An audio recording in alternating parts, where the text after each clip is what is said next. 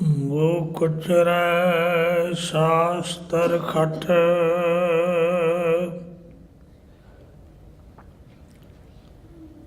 Ping गिरन चढ़ जाय।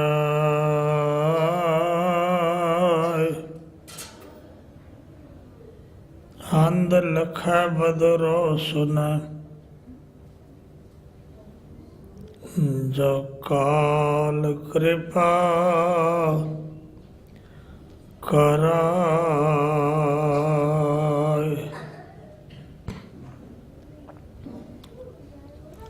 राजान राज, पानान पान,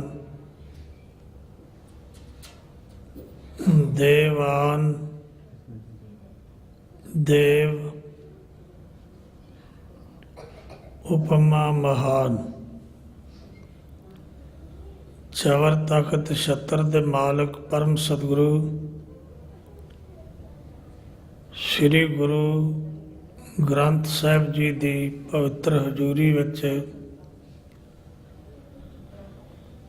ਹਰ ਜਸ ਸਰਵਣ ਕਰਨ ਲਈ ਇਕੱਤਰ ਹੋਈ ਗੁਰੂ ਰੂਪ ਸਾਧ ਸੰਗਤ ਜੀ, ਸਾਰੇ ਗੁਰਮੁਖ ਪਿਆਰੇ ਮਾਈ ਭਾਈ ਬਜ਼ੁਰਗ ਬੱਚੇ, ਗੁਰੂ ਪਾਤਸ਼ਾਹ ਜੀ ਦੀ ਬਖਸ਼ਿਸ਼ ਕੀਤੀ ਹੋਈ ਫਤਿਹ ਪ੍ਰਵਾਨ ਕਰੋ। ਵਾਹਿਗੁਰੂ ਜੀ ਕਾ ਖਾਲਸਾ, ਵਾਹਿਗੁਰੂ ਜੀ ਕੀ ਫਤਿਹ। ਹਰ ਮਨੁੱਖ ਦੇ ਅੰਦਰ ਇੱਕ ਖਿੱਚ ਹੈ। ਹਰ ਮਨੁੱਖ ਚਾਹੁੰਦਾ ਹੈ ਕਿ ਮੈਨੂੰ ਕਿਸੇ ਢੰਗ ਨਾਲ ਕਿਵੇਂ ਵੀ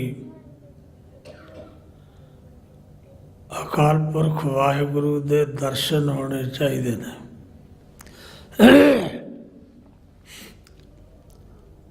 ਦਰਸ਼ਨਾਂ ਦੀ ਪ੍ਰਾਪਤੀ ਲਈ ਉਹ ਬਾਣੀ ਪੜ੍ਹਦਾ, ਨਾਮ ਜਪਦਾ, ਸਤ ਸੰਗਤ ਕਰਦਾ, ਸੇਵਾ ਕਰਦਾ, ਆਪਣੇ ਜੀਵਨ ਨੂੰ ਈਸ਼ਵਰ ਦੇ ਨਾਮ ਨਾਲ ਸ਼ਿੰਗਾਰਦਾ ਹੈ। ਬਾਣੀ ਵਿੱਚ ਵੀ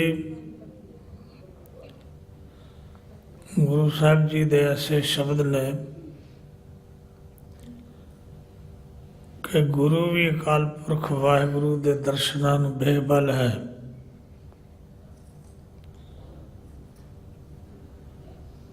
ਆਪ ਜੀ ਐਸੇ ਸ਼ਬਦ ਪੜ੍ਹਦੇ ਹੋ, ਕੋਈ ਆਣ ਮਿਲਾਵੈ ਮੇਰਾ ਪ੍ਰੀਤਮ ਪਿਆਰਾ, ਹਾਂ ਤਿਸ ਪੈ ਆਪ ਵੇਚਾਈ। ਕੋਈ ਮੈਨੂੰ ਮੇਰੇ ਪ੍ਰੀਤਮ ਨਾਲ ਮੇਲ ਦੇਵੇ, ਮੈਂ ਉਸ ਤੋਂ ਆਪਣਾ ਆਪ ਵੇਚ ਦਿਆਂਗਾ। ਇਹ ਗੱਲ ਦਾ ਧਿਆਨ ਧਰਿਓ। ਇਸ ਦੁਨੀਆ ਵਿੱਚ ਸੋਨਾ ਵਿਕਦਾ, ਚਾਂਦੀ ਵਿਕਦੀ, ਹੀਰੇ ਵਿਕਦੇ, ਜਵਾਹਰਾਤ ਵਿਕਦੇ। ਤੁਹਾਡੇ ਜੀਵਨ ਦੀ ਹਰ ਲੋੜ ਦੀ ਹਰ ਚੀਜ਼ ਵਿਕਦੀ ਹੈ। ਘਰ ਵਿੱਚ ਕਿੰਨੀ ਗਰੀਬੀ ਹੋਵੇ, ਮਨੁੱਖ ਆਪਣੇ ਆਪ ਆਤਮ ਹੱਤਿਆ ਤਾਂ ਕਰ ਲਏਗਾ, ਪਰ ਐਸਾ ਕਦੇ ਨਹੀਂ ਹੁੰਦਾ ਕਿ ਉਹ ਕਹੇ ਮੈਂ ਵਿਕਣ ਲਈ ਤਿਆਰ ਹਾਂ। ਗੁਰੂ ਤੇ ਸਵਾਲ ਹੋਇਆ ਕਿ ਕਿਉਂ ਵੇਚਣ ਲਈ ਆਪਣੇ ਆਪ ਨੂੰ ਤਿਆਰ ਹੋ। ਆਪ ਜੀ ਕਹਿੰਦੇ ਹੋ, ਕੋਈ ਆਣ ਮਿਲਾਵੇ ਮੇਰਾ ਪ੍ਰੀਤਮ ਪਿਆਰਾ, ਹਾਂ ਤਿਸ ਪੈ ਆਪ ਵੇਚਾਈ। ਕਿਉਂ ਇਹ ਗੱਲ ਕਹਿੰਦੇ ਹੋ? ਤਾਂ ਗੁਰੂ ਸਾਹਿਬ ਜੀ ਨੇ ਬਚਨ ਕਹਿਣ ਲੱਗੇ, ਦਰਸ਼ਨ ਹਰ ਦੇਖਣ ਕਹਤਾ ਹੀ। ਮੈਂ ਇਸ ਲਈ ਵਿਕਣਾ ਚਾਹੁੰਦਾ ਹਾਂ ਕਿ ਉਹ ਰੱਬ ਦਾ ਪਿਆਰਾ ਜਨ ਮੈਨੂੰ ਹਰੀ ਦੇ ਦਰਸ਼ਨ ਕਰਾ ਦੇ। ਜਦੋਂ ਅਸੀਂ ਗੁਰਬਾਣੀ ਨੂੰ ਪੜ੍ਹਾਂਗੇ ਤਾਂ ਦਰਸ਼ਨ ਜਿਹੜੇ ਨੇ ਉਹਨਾਂ ਬਾਰੇ ਗੁਰੂ ਸਾਹਿਬ ਨੇ ਪਾਵਨ ਬਾਣੀ 'ਚ ਲਿਖਿਆ। ਕਿਤੇ ਆਪ ਕਹਿੰਦੇ ਨੇ, ਹਉ ਢੂੰਢੇਂਦੀ ਦਰਸ਼ਨ ਕਾਰਨ ਬੀਥੀ ਬੀਥੀ ਪੇਖਾ। ਬੀਥੀ ਕਹਿੰਦੇ ਨੇ ਗਲੀ ਨੂੰ। ਮੈਂ ਉਸ ਦੇ ਦਰਸ਼ਨਾਂ ਦੇ ਲਈ ਗਲੀ ਗਲੀ ਵਿੱਚ ਵੇਖਿਆ ਕਿ ਮੈਨੂੰ ਕਿਤੋਂ ਉਸ ਦੇ ਦੀਦਾਰ ਹੋ ਜਾਣ, ਪਰ ਉਹ ਮੈਨੂੰ ਨਹੀਂ ਮਿਲਿਆ। ਜਦੋਂ ਪਾਵਨ ਬਾਣੀ ਨੂੰ ਖੋਜੋਗੇ, ਇਹਨੂੰ ਪੜ੍ਹਨ ਦਾ ਯਤਨ ਕਰੋਗੇ, ਤਾਂ ਗੁਰਦੇਵ ਪਿਤਾ ਐਸੇ ਬਚਨ ਵੀ ਕਰਦੇ ਨੇ ਕਿ ਦਰਸ਼ਨ 82 ਦਿਨ ਸਰਾਤ, ਚਿਤਵ ਆਂਦਨ ਨੀਤ, ਖੋਲ ਕਪਟ ਗੁਰ ਮੇਲੀਆ, ਨਾਨਕ ਹਰ ਸੰਗ ਮੀਤ। ਕਿਤੇ ਆਪ ਜੀ ਕਹਿੰਦੇ ਨੇ, ਦਰਸ਼ਨ ਦੇਖ ਜੀਵਾਂ ਗੁਰ ਤੇਰਾ, ਪੂਰਨ ਕਰਮ ਹੋਏ ਪ੍ਰਭ ਮੇਰਾ। ਇਹ ਬੇਨੰਤੀ ਸੁਣ ਪ੍ਰਭ ਮੇਰੇ, ਦੇਹ ਨਾਮ ਕਰ ਆਪਣੇ ਚਿਹਰੇ। ਆਪਣੀ ਸਰਨ ਰਾਖ ਪ੍ਰਭ ਦਾਤੇ, ਗੁਰ ਪ੍ਰਸਾਦ ਕਿਨੇ ਵਿਰਲੇ ਜਾਤੇ। ਸੁਣੋ ਬਿਨੋ ਪ੍ਰਭ ਮੇਰੇ ਮੀਤਾ, ਚਰਨ ਕਮਲ ਵਸੈ ਮੇਰੇ ਚੀਤਾ। ਨਾਨਕ ਏਕ ਕਰੈ ਅਰਦਾਸ, ਵਿਸਰ ਨਾਹੀ ਪੂਰਨ ਗੁਣਤਾਸ। ਦਰਸ਼ਨਾਂ ਦੀ ਤੰਗ ਹੈ, ਦੀਦਾਰ ਕਰਨੇ ਚਾਹੁੰਦੇ ਨੇ। ਯਾਦ ਰੱਖਿਓ, ਗੁਰੂ ਨੇ ਇਹ ਗੱਲ ਬਾਣੀ 'ਚ ਕਹੀ ਹੈ ਕਿ ਦਰਸ਼ਨ ਕਰਨ ਨਾਲ ਕੀ ਹੋ ਜਾਂਦਾ ਹੈ। ਸਤਿਗੁਰੂ ਪਾਤਸ਼ਾਹ ਦੇ ਬਚਨ ਨੇ, ਦਰਸ਼ਨ ਦੇਖਤ ਦੋਖ ਨਸੇ। ਦੋਖ ਦਾ ਅਰਥ ਹੈ ਦੋਸ਼। ਦੋਸ਼ ਕਹਿੰਦੇ ਨੇ ਗੁਨਾਹ ਨੂੰ। ਜਦੋਂ ਕੋਈ ਦਰਸ਼ਨ ਕਰਦਾ ਹੈ, ਉਹਦੇ ਗੁਨਾਹਾਂ ਦਾ ਨਾਸ਼ ਹੋ ਜਾਂਦਾ ਹੈ। ਦਰਸ਼ਨ ਦੇਖਤ ਦੋਖ ਨਸੇ, ਕਬਹੂ ਨਾ ਹੋਵੋ ਦ੍ਰਿਸ਼ਟ ਗੋਚਰ, ਜੀ ਕੇ ਸੰਗ ਬਸੇ। ਐ ਪ੍ਰਭੂ, ਹੁਣ ਕਦੇ ਵੀ ਮੇਰੀਆਂ ਅੱਖਾਂ ਤੋਂ ਪਰੇ ਨਾ ਹੋਣਾ, ਮੇਰੇ ਨਾਲ ਵਸਦੇ ਰਹਿਣਾ। ਦਰਸ਼ਨ ਦੀ ਗੱਲ ਗੁਰਬਾਣੀ ਨੇ ਕੀਤੀ ਹੈ ਅਨੇਕ ਤਰੀਕਿਆਂ ਨਾਲ। ਬਹੁਤ ਕਮਾਲ ਦੇ ਸ਼ਬਦ ਸਤਿਗੁਰੂ ਪਾਤਸ਼ਾਹ ਨੇ ਵਰਤੇ ਨੇ, ਤੇ ਜਿੱਥੇ ਜਿੱਥੇ ਦਰਸ਼ਨ ਦੀ ਗੱਲ ਆਈ, ਉੱਥੇ ਉੱਥੇ ਨਾਲ ਸਤਿਗੁਰੂ ਪਾਤਸ਼ਾਹ ਨੇ ਦਰਸ਼ਨ ਦੇ ਭੇਦ ਵੀ ਕਹੇ। ਦਰਸ਼ਨ ਸਤਿਗੁਰੂ ਨੇ ਪਾਤਸ਼ਾਹ ਨੇ ਪਾਵਨ ਬਾਣੀ ਵਿੱਚ ਜਿੱਥੇ ਦਰਸ਼ਨ ਦੀ ਗੱਲ ਕੀਤੀ ਹੈ, ਉੱਥੇ 4 ਤਰ੍ਹਾਂ ਦੇ ਦਰਸ਼ਨ ਲਿਖੇ ਨੇ। ਜਿਹੜੇ ਇੱਕ ਦਰਸ਼ਨ ਨੇ ਉਹ ਹਨ ਸਰਵਨ ਦਰਸ਼ਨ। ਕੰਨਾਂ ਨਾਲ ਦਰਸ਼ਨ ਹੋ ਜਾਣੇ।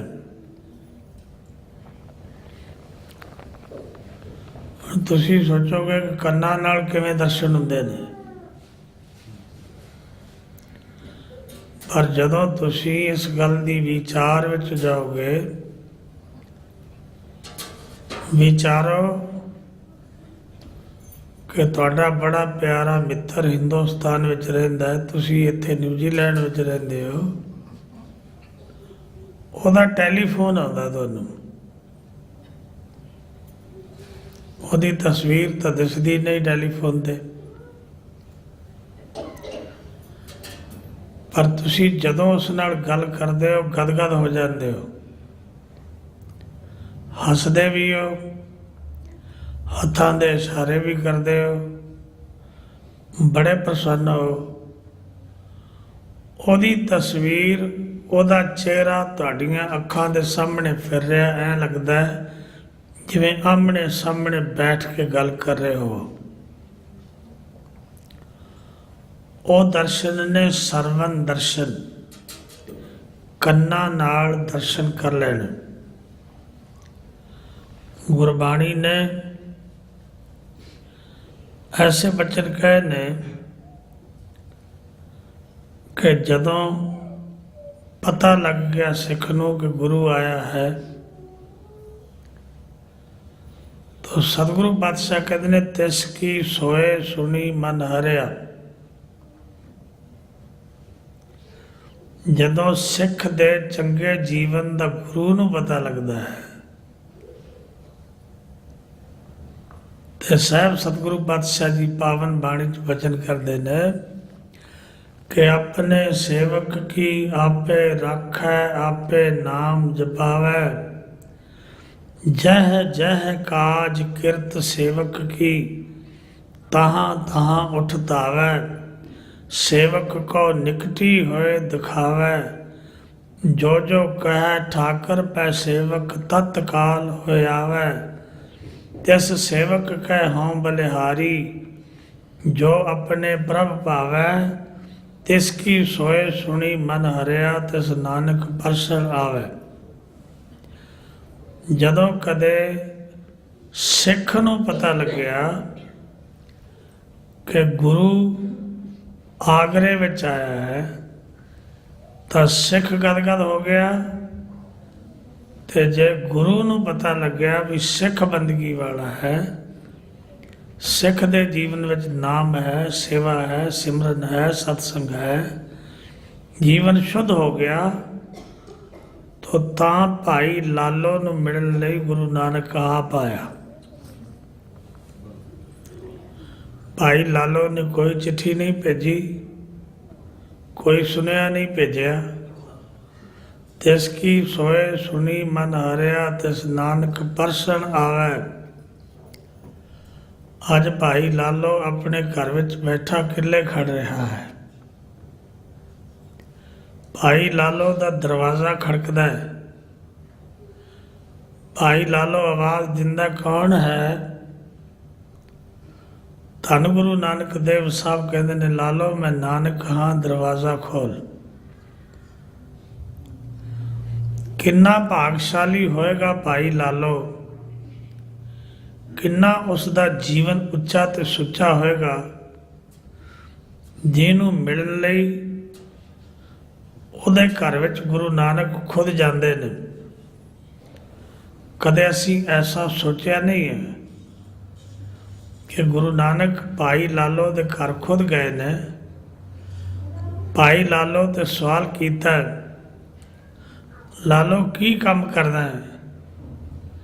ਕਹਿੰਦਾ ਜੀ ਕਿੱਲੇ ਖੜਦਾ ਹਾਂ। ਗੁਰੂ ਨਾਨਕ ਸਾਹਿਬ ਕਹਿੰਦੇ ਚੰਗਾ ਹੋ ਗਿਆ ਭਾਈ, ਤੂੰ ਖੜਦਾ ਹੈ। ਅੱਜ ਘੜਨ ਵਾਲਿਆਂ ਦੀ ਸੰਸਾਰ ਤੇ ਬਹੁਤ ਲੋੜ ਹੈ। ਸਾਡਾ ਸਾਥ ਨਿਭ ਜਾਏਗਾ। ਤੂੰ ਵੀ ਘੜਨ ਵਾਲਾ ਤੇ ਮੈਂ ਵੀ ਘੜਨ ਵਾਲਾ। ਧੰਨ ਗੁਰੂ ਨਾਨਕ ਦੇਵ ਸਾਹਿਬ ਨੇ ਏਮਨਾਬਾਦ ਵਿੱਚ ਭਾਈ ਲਾਲੋ ਦੇ ਘਰ ਪ੍ਰਚਾਰ ਲਈ ਪਹਿਲੀ ਧਰਮਸ਼ਾਲਾ ਏਮਨਾਬਾਦ ਵਿੱਚ ਗੁਰੂ ਨਾਨਕ ਸਾਹਿਬ ਨੇ ਬੱਧੀ। ਭਾਈ ਲਾਲੋ ਸਿੱਖ ਕੌਮ ਦੇ ਪਹਿਲੇ ਪ੍ਰਚਾਰਕ ਸਮਝ ਲਓ ਉਹਨਾਂ ਨੂੰ, ਕਿਉਂਕਿ ਉਹਨਾਂ ਦਾ ਜੀਵਨ ਪ੍ਰਚਾਰ ਕਰਦਾ ਹੈ, ਬੰਦਾ ਨਹੀਂ ਪ੍ਰਚਾਰ ਕਰਦਾ ਹੁੰਦਾ। ਅੱਜ ਅਸੀਂ ਦੇਖਦੇ ਕਿੰਨੇ ਪ੍ਰਚਾਰਕ ਨੇ, ਪ੍ਰਚਾਰ ਕਰ ਰਹੇ ਨੇ, ਪਰ ਤਬਦੀਲੀ ਕਿੰਨੀ ਹੁੰਦੀ। ਕਿੰਨੇ ਬੰਦੇ ਨਾਮ ਨਾਲ ਜੁੜਦੇ, ਕਿੰਨੇ ਅੰਮ੍ਰਿਤ ਵੇਲੇ ਜਾਗਦੇ, ਕਿੰਨੇ ਸਤਸੰਗ ਕਰਦੇ, ਕਿੰਨੇ ਸਿਮਰਨ ਵਿੱਚ ਜੁੜਦੇ, ਕਿੰਨੇ ਸੇਵਾ ਲਈ ਤੁਰਦੇ, ਕਿੰਨੇ ਸਿੱਖੀ ਵਿੱਚ ਪ੍ਰਵੇਸ਼ ਕਰਦੇ, ਕਿੰਨੇ ਐਸੇ ਵਿਅਕਤੀ ਜਿਨ੍ਹਾਂ ਦੇ ਜੀਵਨ ਉੱਚੇ ਸੁੱਚੇ ਹੋ ਕੇ ਜਿਹੜੇ ਕਹਿੰਦੇ ਆਨੰਦ ਆ ਗਿਆ ਜੀਵਨ ਦਾ। ਐਸਾ ਕਿਉਂ ਨਹੀਂ? ਮੈਨੂੰ ਮਾਫ ਕਰਨਾ, ਕਿਉਂਕਿ ਸਾਡੇ ਜੀਵਨ ਨਹੀਂ ਹਨ। ਸਾਡੇ ਕੋਲੇ ਨਾਮ ਨਹੀਂ, ਸਾਡੇ ਕੋਲੇ ਸਿਮਰਨ ਨਹੀਂ, ਸਾਡਾ ਜੀਵਨ ਉੱਚਾ ਤੇ ਸੁੱਚਾ ਨਹੀਂ ਹੈ। ਸਾਡੇ ਕੋਲ ਬਾਣੀ ਦਾ ਗਿਆਨ ਨਹੀਂ, ਬਾਣੀ ਨਹੀਂ, ਅਸੀਂ ਨਿਰਵੈਰ ਨਹੀਂ। ਅਸੀਂ ਈਰਖਾ ਨਾਲ ਭਰੇ ਹੋਏ ਲੋਕ ਹਾਂ। ਸਾਡੇ ਵਿੱਚ ਈਰਖਾ ਹੈ, ਸਾਡੇ ਵਿੱਚ ਅਗਿਆਨਤਾ ਹੈ, ਸਾਡੇ ਵਿੱਚ ਧਨ ਪਦਾਰਥ ਨਾਲ ਮੋਹ ਹੈ, ਸਾਡੇ ਵਿੱਚ ਕੁਝ ਐਸਾ ਹੈ ਜੋ ਈਸ਼ਵਰ ਨੂੰ ਪ੍ਰਵਾਨ ਨਹੀਂ। ਇਸ ਕਰਕੇ ਜੋ ਅਸੀਂ ਕਹਿੰਦੇ ਹਾਂ ਉਹਦਾ ਅਸਰ ਸੰਸਾਰ ਦੇ ਲੋਕਾਂ ਤੇ ਨਹੀਂ ਹੁੰਦਾ। ਸੁਣਦੇ ਤਾਂ ਹਨ, ਗੁਰਦੁਆਰਿਆਂ ਵਿੱਚ ਭੀੜਾਂ ਨੇ, ਪਬਲਿਕ ਹੁੰਮ ਹਮਾ ਕੇ ਪਹੁੰਚਦੀ ਹੈ, ਪਰ ਜਦੋਂ ਅਸਰ ਦੀ ਗੱਲ ਆਈ, ਜਦੋਂ ਰਿਜ਼ਲਟ ਆਊਟ ਹੁੰਦਾ ਤਾਂ ਜ਼ੀਰੋ ਹੀ ਆਉਂਦਾ ਹੈ। ਸਾਹਿਬ ਸਤਿਗੁਰੂ ਪਾਤਸ਼ਾਹ ਗੁਰੂ ਨਾਨਕ ਦੇਵ ਸਾਹਿਬ, ਜਿਨ੍ਹਾਂ ਦੇ ਜੀਵਨ ਵਿੱਚ ਨਾਮ ਹੈ, ਜਿਨ੍ਹਾਂ ਲਈ ਭਾਈ ਗੁਰਦਾਸ ਜੀ ਕਹਿੰਦੇ ਨੇ ਕਿ ਰੇਤ ਅੱਕ ਆਹਾਰ ਕਰ, ਰੋੜਾਂ ਦੀ ਗੁਰ ਕਰੀ ਵਿਛਾਈ, ਭਾਰੀ ਕਰੀ ਤਪੱਸਿਆ, ਵੱਡੇ ਭਾਗ ਅਰਸ਼ੋਂ ਬਣਾਈ। ਰੱਬ ਦੇ ਪਿਆਰਿਆਂ ਲਈ, ਜਿਨ੍ਹਾਂ ਦਾ ਅਸਰ ਸੰਸਾਰ ਤੇ ਹੁੰਦਾ ਹੈ, ਉਹਨਾਂ ਲਈ ਗੁਰੂ ਸਾਹਿਬ ਦੇ ਬਚਨ ਨੇ, ਜਿਸ ਤੂੰ ਆਵੇਂ ਚਿਤ ਸੋ ਵੱਡ ਪਰਵਾਰਿਆ। ਆਏ ਵਾਹਿਗੁਰੂ ਜੀ ਨੂੰ ਤੂੰ ਚਿੱਤ ਆਉਂਦਾ ਹੈ, ਉਹਦਾ ਪਰਿਵਾਰ ਵੱਡਾ ਹੋ ਜਾਂਦਾ। ਸਾਡੇ ਅੰਮ੍ਰਿਤਸਰ ਸ਼ਹਿਰ ਵਿੱਚ ਇੱਕ ਮਾਤਾ ਹੋਈ ਕਰਤਾਰ ਕੌਰ। ਉਹ ਮਾਤਾ ਕਰਤਾਰ ਕੌਰ ਨੇ ਸੰਤ ਮਹਾਰਾਜ ਸੰਤ ਉੱਤਮ ਸਿੰਘ ਜੀ ਮਹਾਰਾਜ ਪਾਸੋਂ ਅੰਮ੍ਰਿਤ ਪਾਨ ਕੀਤਾ। ਸੰਤ ਉੱਤਮ ਸਿੰਘ ਜੀ ਨੇ ਬਾਬਾ ਸ਼ਾਮ ਸਿੰਘ ਜੀ ਨਾਲ ਸਾਈਡ ਤੇ ਬੈਠ ਕੇ 70 ਸਾਲ ਦਰਬਾਰ ਸਾਹਿਬ ਲਗਾਤਾਰ ਕੀਰਤਨ ਕੀਤਾ, ਕੋਈ ਤਨਖਾਹ ਨਹੀਂ ਲਈ। ਦੁਪਹਿਰੇ ਦਾ ਅੰਮ੍ਰਿਤ ਵੇਲੇ ਦਾ ਕੀਰਤਨ ਸਰੰਦਾ ਨਾਲ ਲੈ ਕੇ ਉਹ ਕਰਦੇ ਰਹੇ। ਅੱਜ ਵੀ ਸਾਡੇ ਸਥਾਨ ਤੇ ਉਹਨਾਂ ਦੇ ਉਹ ਪੁਰਾਣੇ ਸਰੰਦੇ ਜਿਹੜੇ ਨੇ ਛੋਟੇ ਛੋਟੇ, ਉਹ ਟੁੱਟੇ ਫੁੱਟੇ ਤਰੇੜਾਂ ਆਈਆਂ, ਉਹ ਪਏ ਨੇ। ਤੋ ਉਹਨਾਂ ਕੋਲੋਂ ਉਹਨਾਂ ਨੇ ਅੰਮ੍ਰਿਤ ਛਕਿਆ। ਉਹਨਾਂ ਨੇ ਇੱਕ ਗੱਲ ਕਹੀ, ਮਹਾਂਪੁਰਖਾਂ ਕਹਿੰਦੇ ਕਰਤਾਰ ਕੌਰ ਸਿਮਰਨ ਕਰ, ਤੇਰਾ ਪਰਿਵਾਰ ਬੜਾ ਵੱਡਾ ਹੋਏਗਾ। ਮਾਤਾ ਜੀ ਬਿਮਾਰ ਹੋਏ ਤੇ ਮੈਂ ਉਹਨਾਂ ਦਾ ਪਤਾ ਲੈਣ ਗਿਆ। ਕਹਿਣ ਲੱਗੇ ਬਈ ਮੇਰਾ ਅੱਜ ਤੱਕ ਨਿਤਨੇਮ ਨਹੀਂ ਖੁੱਲਿਆ ਗੁਰੂ ਦੀ ਕਿਰਪਾ ਨਾਲ। ਬਜ਼ੁਰਗੀ ਵਿੱਚ ਸਨ। ਫਿਰ ਉਹਨਾਂ ਮੈਨੂੰ ਦੱਸਿਆ, ਕਹਿਣ ਲੱਗੇ ਬਾਬਾ ਜੀ ਨੇ, ਉੱਤਮ ਸਿੰਘ ਜੀ ਨੇ ਮੈਨੂੰ ਇਹ ਸ਼ਬਦ ਕਹੇ ਸਨ ਕਿ ਤੇਰਾ ਪਰਿਵਾਰ ਬੜਾ ਵੱਡਾ ਹੋਏਗਾ। ਉਹਨਾਂ ਨੇ ਫਿਰ ਅੰਮ੍ਰਿਤਸਰ ਵਿੱਚ ਇੱਕ ਜੱਥਾ ਬਣਾਇਆ, ਜਿਹਦਾ ਨਾਮ ਉਹਨਾਂ ਨੇ ਕਲਗੀਧਰ ਜੱਥਾ ਰੱਖਿਆ, ਜਿਹਦੇ ਵਿੱਚ ਘੱਟੋ ਘੱਟ 250-300 ਮਾਤਾਵਾਂ ਭੈਣਾਂ ਬੱਚੀਆਂ ਹਿੱਸਾ ਲੈਂਦੀਆਂ। ਉਹਨਾਂ ਨੇ ਹਫ਼ਤੇ ਦੇ ਦਿਨ ਵੰਡੇ ਹੁੰਦੇ। ਅੱਜ 2 ਦਿਨ ਕਥਾ ਸੁਣਨ ਜਾਣਾ ਦਰਬਾਰ ਸਾਹਿਬ ਮੰਜੀ ਸਾਹਿਬ, 2 ਦਿਨ ਬਰਤਨ ਮਾਂਜਣੇ ਨੇ, 2 ਦਿਨ ਛਬੀਲ ਤੇ ਸੇਵਾ ਕਰਨੀ ਹੈ।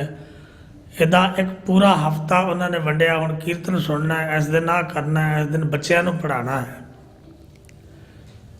ਇਤਨਾ ਵੱਡਾ ਪਰਿਵਾਰ ਕਿ ਸਾਰੇ ਅੰਮ੍ਰਿਤਸਰ ਸ਼ਹਿਰ ਦੇ ਲੋਕ ਉਹਨੂੰ ਮਾਤਾ ਕਰਤਾਰ ਕੌਰ ਕਹਿ ਕੇ ਯਾਦ ਕਰਦੇ ਸਨ। ਬਿਮਾਰ ਹੋ ਗਏ ਤਾਂ ਮੈਂ ਉਹਨਾਂ ਲਈ ਅਖੰਡ ਪਾਠ ਰਖਾ ਦਿੱਤਾ ਡੇਰੇ 'ਚ ਕਿ ਵਾਹਿਗੁਰੂ ਕਿਰਪਾ ਕਰੇ, ਦੇਹ ਰੋਗਤਾ ਹੋਵੇ ਇਹਨਾਂ ਨੂੰ। ਜਦੋਂ ਮੈਂ ਮਿਲਣ ਗਿਆ ਮੇਰੇ ਗਲ ਪੈ ਗਏ। ਕਹਿਣ ਲੱਗੇ ਤੁਹਾਨੂੰ ਕਿਹਨੇ ਕਿਹਾ ਸੀ ਵੀ ਮੇਰੇ ਲਈ ਅਖੰਡ ਪਾਠ ਰਖਾਓ ਤੁਸੀਂ? ਮੈਂ ਭਾਣੇ ਵਿੱਚ ਰਹਿਣ ਵਾਲੀ ਹਾਂ, ਮੈਂ ਅੱਜ ਤੱਕ ਗੁਰੂ ਦਾ ਭਾਣਾ ਮੰਨਿਆ ਹੈ, ਤੇ ਤੁਸੀਂ ਗੁਰੂ ਨੂੰ ਇਹ ਗੱਲ ਕਹੋਗੇ ਵੀ ਇਹਨੂੰ ਰਾਜੀ ਕਰ,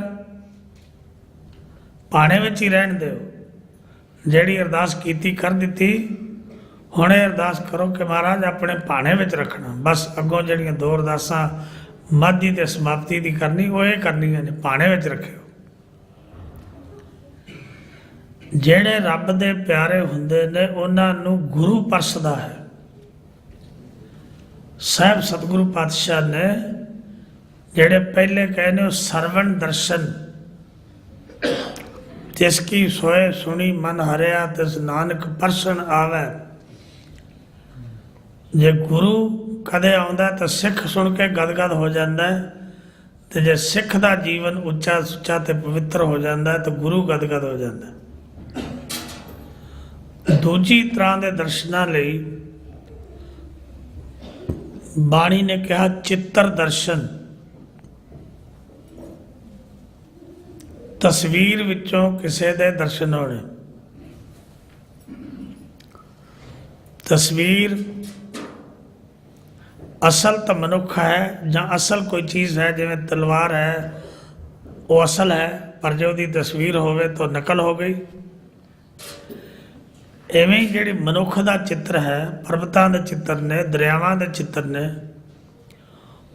वो सारे चित्र उस असल दी दे बारे दर्शाते हैं। अज सानू ये गल कही जाती, थां थां ते चर्चा है कि कोई लोड़ नहीं गुरु नानक साहब की तस्वीर दी, कोई लोड़ नहीं किसी होर तस्वीर दी। एक गल याद रखियो, तुहाडे पिता जी, तुहाडे बजुर्ग, तुसी आप, तुहाडा परिवार, तुहाडे बच्चे, उन्हां दीयां तस्वीरां घर विच हुंदियां ने ना। ते जे गुरु गोबिंद सिंह साहब की तस्वीर होएगी तो तुसी बच्चे नूं दस सकोगे कि 10वें पातशाह की तस्वीर है, 10वें पातशाह ने ऐसे। उस बच्चे नूं जदों पुछोगे किस दी तस्वीर है, कहेगा 10वें पातशाह गुरु गोबिंद सिंह साहब दी है, ये तस्वीर गुरु नानक साहब दी है। याद रखो, जे तस्वीरां खो गईयां, उन्हां दे चित्र खो गए, तो तुसी अद्धे रह जाओगे। कैसा कहोगे कि मेरा गुरु ऐसा है, भावें वो तस्वीरां कल्पना नाल बणियां ने, पर फिर भी वो उस गल नूं दर्शांदियां ने कि गुरु का चित्र है। भावें वो तस्वीरां इक्को जिहियां नहीं। ये साड़ी कमज़ोरी है, साड़ी कोई ऐसी कमेटी नहीं, कोई ऐसा बोर्ड असी नहीं बनाया जिहड़ा बोर्ड तो प्रवानगी लैके चित्रकार चित्र बनाए। इस करके जिसका जी चाहता, जैसा वह मन करता है, वैसा चित्र बना के उन्होंने लागू कर देता है। ये साड़ी खुद की कमज़ोरी है। हर बंदे के विचार एक जैसे नहीं होंगे, विचार अलग अलग ने, आत्मक अवस्था अलग अलग है। चित्रकार की आत्मक अवस्था जिन्नी उच्ची है, उन्ना ही चंगा चित्र बना पाएगा वो। तो साहब सतगुरु पातशाह ने ऐसे बचन कहे ने चित्र दर्शन लई। कहने लगे, देख एक गल याद रखी, तू चित्र देखदा है तो चित्र के थले चित्रकार का नाम लिखा होंदा है कि फलाने व्यक्ति का बनाया होया ये चित्र है। तू पढ़ के कहना है फलाने बंदे ने बनाया है, उहदा बनाया चित्र है। पर गुरु साहब कहते हैं अगे जा, कुछ ऐसे चित्र ने जिहड़े मनुख दे बनाए हुए चित्र गल नहीं कर सकते। याद रखो, वो तस्वीर बना दे, किते तस्वीरां बोलदियां ने। बेशक बंदा सारा ताण ला दिंदा है कि इन्नी सुंदर तस्वीर बनाई जाए, लोग भावें कह भी दिंदे ने कि फलाने ने तस्वीर बनाई तो मूहों बोलती है, कहते हो ना, पर चित्र बोलते नहीं। कुछ ऐसे चित्र जिहड़े ईश्वर ने बनाए ने, वो जिउंदे जागदे चित्र ने। उच्चे पहाड़ तुहाडे बनाए नहीं, ईश्वर ने बनाए ने। उन्हां दे सुंदर सीन उसने पैदा किए ने। उन्हां विच वहिंदे झरने ईश्वर की देन है, जिन्हां नूं वेख के तुहाडे सड़क ते रस्ते ते जांदियां दे कदम रुक जाते हैं। उहदे कुदरत के नज़ारियां नूं तकदे हो, वगदे हुए दरियावां की रवानी नूं तक के ईश्वर याद नहीं आता, दरिया की सुंदरता याद आउंदी। उहदे किनारियां ते खड़े हुए उच्चे उच्चे दरख्तां नूं तक के तुसीं कहंदे बड़ा सुंदर सीन है। किन्नी अजीब गल, जे सुंदर सीन नूं तकदे हो, उस चित्र दे बनाउण वाला चित्रकार क्यों याद नहीं आया? बाणी दे ऐसे बचन ने कि चित्र बचित्र, उसने बड़े बड़े चित्र, अद्भुत चित्र बनाए ने। चित्र बचित्र यह है अवछेरा, ताज चित्र है चित राख चतेरा। कहते चित्र नूं त्याग दे, ते जिन्हें वो चित्र चित्रे ने, जिन्हें चित्र बनाए ने, उस चित्रकार नूं अपने चित्त विच वसा लै। आसमान दे तारे असी नहीं बनाए। कबीर जी क्वेश्चन करते हैं, कहते रब ने कुछ नहीं किया। असी कहने की करता रब? कुछ नहीं करता। ਵੇਖਿਆ ਹੀ ਨਹੀਂ ਅਸੀਂ ਜਿਹੜੀ ਚੀਜ਼ ਨੂੰ ਵੇਖਦੇ ਨਹੀਂ। ਕਈ ਲੋਕ ਕਹਿੰਦੇ ਉਹਨੂੰ ਮੰਨਦੇ ਨਹੀਂ। ਕਬੀਰ ਜੀ ਕੋਲੇ ਵੀ ਐਸਾ ਵਿਅਕਤੀ ਆਇਆ। ਕਬੀਰ ਜੀ ਕਹਿੰਦੇ ਉਹ ਜੇ ਦੀਸਾ ਅੰਬਰ ਤਾਰੇ ਕਹਿੰਦਾ ਚੀਤੇ ਚੀਤਨ ਹਾਰੇ। ਉਹ ਜਿਹੜੇ ਅਸਮਾਨ 'ਚ ਤਾਰੇ ਦਿਸਦੇ ਨੇ ਉਹ ਕਿਸ ਨੇ ਚਿਤਰੇ ਨੇ? ਕਹੋ ਕਬੀਰ ਅੰਬਰ ਕਾਸਿਓਂ ਲਾਗਾ ਬੁਝੈ ਬੁਝਨਹਾਰ ਸੁਭਾਗਾ। ਕਹਿਣ ਲੱਗੇ ਅਸਮਾਨ ਕਾਹਦੇ ਨਾਲ ਲੱਗਿਆ ਹੋਇਆ, ਕਾਹਦੇ ਨਾਲ ਰੁਕਿਆ ਹੋਇਆ? ਇੰਨਾ ਸੁੰਦਰ ਚਿੱਤਰ ਤੱਕ ਕੇ ਵੀ ਚਿੱਤਰਕਾਰ ਯਾਦ ਨਾ ਆਏ ਤਾਂ ਫਿਰ ਇਹ ਸਮਝੋ ਕਿ ਸਾਡੀ ਸੁਰਤ ਅਜੇ ਉੱਚੀ ਨਹੀਂ ਹੋਈ। ਅਸੀਂ ਬਹੁਤ ਕੁਝ ਤੱਕਦੇ। ਸੰਸਾਰ ਦੇ ਕਿੰਨੇ ਮਨੁੱਖਾਂ ਦੇ ਚਿੱਤਰ ਉਸਨੇ ਬਣਾਏ ਨੇ। ਇੱਕ ਦੂਜੇ ਦੀ ਸ਼ਕਲ ਨਹੀਂ ਮਿਲਦੀ, ਇੱਕ ਦੂਜੇ ਦੇ ਉਂਗਲੀਆਂ ਦੇ ਨਿਸ਼ਾਨ ਨਹੀਂ ਮਿਲਦੇ। ਕਿੰਨੀ ਆਬਾਦੀ ਦੁਨੀਆ ਦੀ, ਫਿੰਗਰਪ੍ਰਿੰਟ ਨਹੀਂ ਮਿਲਦੇ। ਇਦੋਂ ਵੱਡਾ ਚਿੱਤਰਕਾਰ ਕਿਹੜਾ ਲੱਭੋਗੇ? ਸਾਹਿਬ ਸਤਿਗੁਰੂ ਪਾਤਸ਼ਾਹ ਜੀ ਕਹਿੰਦੇ ਨੇ ਉਸ ਚਿੱਤਰਕਾਰ ਨੂੰ ਯਾਦ ਕਰ। ਇਹ ਦੂਜੀ ਤਰ੍ਹਾਂ ਦਾ ਜਿਹੜਾ ਦਰਸ਼ਨ ਹੈ, ਚਿੱਤਰ ਦਰਸ਼ਨ। ਗੁਰੂ ਸਾਹਿਬ ਕਹਿੰਦੇ ਨੇ ਤਜ ਚਿੱਤਰ ਹੈ ਚਿਤ ਰਾਖ ਚੇਤੇਰਾ। ਚਿੱਤਰ ਨੂੰ ਭੁੱਲ ਜਾ ਤੇ ਚਿੱਤਰਕਾਰ ਨੂੰ ਆਪਣੇ ਅੰਦਰ ਯਾਦ ਕਰ, ਜਿਸ ਨੇ ਇਹ ਸਭ ਕੁਝ ਬਣਾਇਆ ਹੈ। ਸਤਿਗੁਰੂ ਪਾਤਸ਼ਾਹ ਨੇ ਪਾਵਨ ਬਾਣੀ 'ਚ ਬਚਨ ਕਹੇ ਨੇ ਕਿ ਉਸਨੇ ਸੰਸਾਰ ਬਣਾਇਆ। ਐਸਾ ਨਹੀਂ ਕਿ ਉਹਨੂੰ ਅਜੇ ਤੱਕ ਬਣਾਈ ਜਾਂਦਾ ਹੈ। ਬਾਣੀ ਕਹਿੰਦੀ ਜੋ ਕਿਛ ਪਾਇਆ ਸੋ ਏਕਾ ਵਾਰ। ਅਨੰਤ ਬਿਮਾਰੀਆਂ ਤੁਸੀਂ ਸੰਸਾਰ 'ਤੇ ਤੱਕਦੇ ਹੋ, ਪਰ ਐਸਾ ਨਹੀਂ ਕਿ ਉਹਨੇ ਉਹਦੀਆਂ ਦਵਾਈਆਂ ਪੈਦਾ ਨਹੀਂ ਕੀਤੀਆਂ। ਦਵਾਈਆਂ ਤਾਂ ਉਸ ਦੀਆਂ ਹਨ, ਜੜੀਆਂ ਬੂਟੀਆਂ ਹਨ, ਪਰ ਉਹਨਾਂ ਜੜੀਆਂ ਬੂਟੀਆਂ ਤੱਕ ਪਹੁੰਚਣ ਲਈ ਮਨੁੱਖ ਨੂੰ ਕਿੰਨੀ ਦੇਰ ਲੱਗਦੀ, ਭੇਦ ਤਾਂ ਇਸ ਗੱਲ ਦਾ ਨਾ।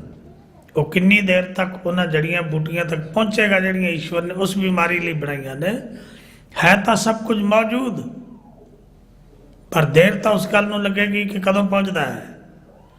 ਤੋ ਸਾਹਿਬ ਸਤਿਗੁਰੂ ਸੱਚੇ ਪਾਤਸ਼ਾਹ ਪਾਵਨ ਬਾਣੀ ਵਿੱਚ ਇਹ ਜ਼ਿਕਰ ਕਰਦੇ ਨੇ ਕਿ ਉਹ ਅਜੀਬ ਚਿੱਤਰਕਾਰ ਹੈ ਜਿਸ ਨੇ ਇਸ ਸੰਸਾਰ ਦੀ ਰਚਨਾ ਕੀਤੀ। ਫਿਰ ਇਸ ਸੰਸਾਰ ਦੀ ਰਚਨਾ ਕਰਕੇ ਉਹਨੇ ਹਰ ਬੰਦੇ ਦੇ ਮੱਥੇ ਤੇ ਲੇਖ ਲਿਖੇ। ਸਰਬ ਜੀਆਂ ਸਿਰ ਲੇਖ ਤੁਰਾਹੂ। ਤੁਰਾਹੂ ਦਾ ਅਰਥ ਹੈ ਤੁਰ ਤੋਂ ਹੀ। ਹਰ ਬੰਦੇ ਦੇ ਮੱਥੇ ਤੇ ਲੇਖ ਲਿਖਿਆ ਗਿਆ। ਅਗਰ ਤੁਸੀਂ ਗੁਰਬਾਣੀ ਨੂੰ ਮੰਨਦੇ ਹੋ ਤਾਂ ਗੁਰੂ ਨਾਨਕ ਸਾਹਿਬ ਐਸੇ ਬਚਨ ਕਹਿੰਦੇ ਨੇ ਕਿ ਮਾਥਾ ਜੋ ਧੁਰ ਲਿਖਿਆ ਸੋ ਮੇਟ ਨਾ ਸਕੈ ਕੋਇ। ਨਾਨਕ ਜੋ ਲਿਖਿਆ ਸੋ ਵਰਤਦਾ, ਸੋ ਬੂਝੈ ਜਿਸਨੂੰ ਨਦਰ ਹੋਏ। ਜਿਵੇਂ ਕੋਈ ਪ੍ਰੋਗਰਾਮ ਬਣਾ ਕੇ ਕੰਪਿਊਟਰ ਵਿੱਚ ਪਾ ਦਿੰਦਾ, ਉਹ ਆਪਣਾ ਬਣਾਇਆ ਪ੍ਰੋਗਰਾਮ ਹਜ਼ਾਰਾਂ ਲੱਖਾਂ ਲੋਕਾਂ ਨੂੰ ਭੇਜ ਦਿੰਦਾ ਹੈ, ਪਰ ਯਾਦ ਰੱਖੋ ਜੋ ਵੀ ਕੰਪਿਊਟਰ ਦਾ ਪਾਸਵਰਡ ਪਾ ਕੇ ਉਸ ਪ੍ਰੋਗਰਾਮ ਨੂੰ ਖੋਲ੍ਹੇਗਾ ਤਾਂ ਲੱਭੇਗਾ ਤਾਂ ਉਹੀ ਨਾ ਜੋ ਉਸ ਪਾਵਣ ਵਾਲੇ ਨੇ ਪਾਇਆ। ਨਾ ਉਹਦੇ ਤੋਂ ਵੱਧ ਨਾ ਉਹਦੇ ਤੋਂ ਘੱਟ ਤੁਸੀਂ ਕੰਪਿਊਟਰ ਵਿੱਚ ਕੁਝ ਦੇਖ ਨਹੀਂ ਸਕਦੇ। ਐਵੇਂ ਹੀ ਈਸ਼ਵਰ ਨੇ ਤਮਾਮ ਜੀਵਾਂ ਦੇ ਮੱਥੇ ਤੇ ਲੇਖ ਲਿਖਿਆ। ਜਦੋਂ ਇਸ ਗੁਰਬਾਣੀ ਨੂੰ ਸਮਝਣ ਦਾ ਯਤਨ ਕਰੋਗੇ ਤਾਂ ਧੰਨ ਗੁਰੂ ਨਾਨਕ ਸਾਹਿਬ ਕਹਿੰਦੇ ਨੇ ਸਭਨਾ ਲਿਖਿਆ ਵੁੜੀ ਕਲਾਮ। ਵੁੜੀ ਦਾ ਅਰਥ ਹੈ ਚੱਲੀ, ਕਲਾਮ ਦਾ ਅਰਥ ਹੈ ਕਲਮ। ਜਦੋਂ ਉਸ ਦੀ ਕਲਮ ਚੱਲੀ ਤਾਂ ਤਮਾਮ ਜੀਵਾਂ ਦੇ ਮੱਥੇ ਤੇ ਲੇਖ ਲਿਖਿਆ ਗਿਆ। ਇਹੋ ਲੇਖਾ ਲਿਖ ਜਾਣਾ ਕੋਏ। ਇਹ ਲੇਖਾ ਲਿਖਿਆ ਕੋਏ ਕੋਈ ਜਾਣਦਾ ਹੈ? ਕੋਈ ਹੋਰ ਲੇਖਾ ਲਿਖ ਸਕਦਾ ਹੈ? ਨਹੀਂ।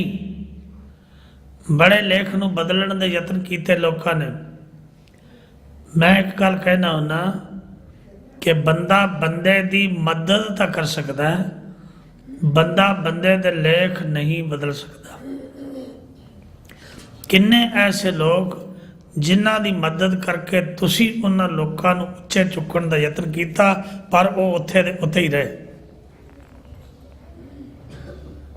ਸਾਹਿਬ ਸਤਿਗੁਰੂ ਪਾਤਸ਼ਾਹ ਜੀ ਕਹਿੰਦੇ ਨੇ ਲਿਖਿਆ ਜਿਹੜਾ ਹੈ ਈਸ਼ਵਰ ਦਾ ਉਵੇਂ ਹੀ ਵਰਤੇਗਾ। ਨਾਨਕ ਜੋ ਲਿਖਿਆ ਸੋ ਵਰਤਦਾ।